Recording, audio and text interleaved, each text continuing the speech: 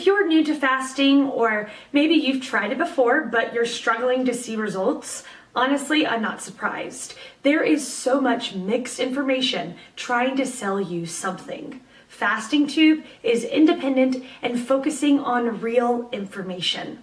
Let's get started with today's video. The question, what type of diet would lead to lower IGF-1 levels? A low-protein diet.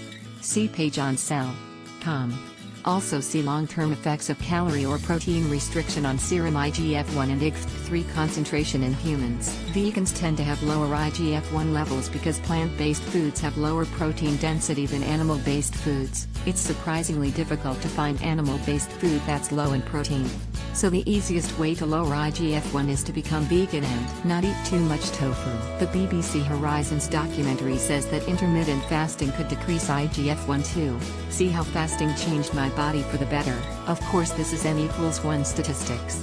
But intermittent fasting dissociates beneficial effects of dietary restriction on glucose metabolism and neuronal resistance to injury from calorie intake shows that it ends up increasing IGF-1 in rodents, which is interesting. It could depend a lot on the nature of intermittent fasting, as there are many ways of doing it. By the way, I switched to de facto veganism last year, but my IGF-1 levels only went down from 200 before the switch to 183 after the switch, though I was still only an ovo-vegetarian before the switch. I do eat some tofu and legumes though.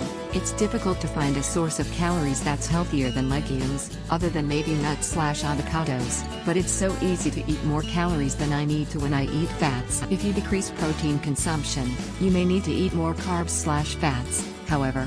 I'm not sure if carbs increase IGF-1, but they do increase insulin, which stimulates the same pathway. See, is it true that insulin makes you age faster? Or is it just more dieting mumbo-jumbo?